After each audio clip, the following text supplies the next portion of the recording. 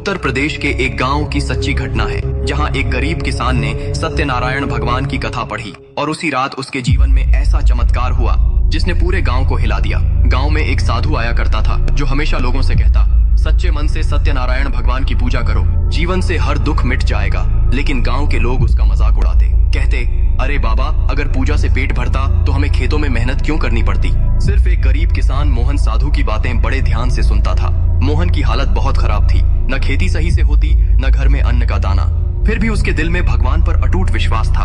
एक दिन साधु ने मोहन से कहा, बेटा, आज पूर्णिमा की रात है, अगर तू सच्चे मन से सत्यनारायण की कथा पढ़ेगा तो भगवान स्वयं तुझे दर्शन देंगे। मोहन ने निश्चय किया। रात को उसने अपने टूटे फूटे घर में मिट्टी का छोटा सा चौकी सजाया, उस पर केले के पत्ते बिछाए, दीपक जलाया और भगवान का नाम लेकर कथा पढ़ने लगा। पहली बार उसने कथा शुरू की तो पूरा घर एक अलग सी खुशबू से भर गया। दूसरी बार जैसे ही उसने पाठ किया, घर की दीवारों से मधुर संगीत गूंजने लगा। तीसरी बार जब वह कथा पढ़ रहा था, तभी अचानक घर का दरवाजा अपने आप खुला और एक दिव्य प्रकाश भीतर आया। मोहन की आंखों के सामने स्वयं सत्यनारायण भगवान प्रकट हुए। उनके हाथों में गदा और शंख था और चेहरे पर अद्भुत मुस्कान। भगवान ने कहा, मोहन, तूने सच्चे मन से मेरी कथा पढ़ी, तुझे भूख और दुख ने कभी डिगाया नहीं। आज से तेरे घर अन्न और धन की कमी कभी नहीं होगी।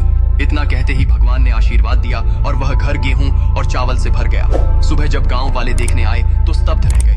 मोहन का घर, जो कल तक खाली था, आज भंडार से भरा हुआ था। तभी मोहन ने गांव वालों से कहा, यह मेरा चमत्कार नहीं, यह सत्यनारायण भगवान की कृपा है। अगर सच्चे मन से उनका नाम लिया जाए तो जीवन से हर कष्ट दूर हो जाता है।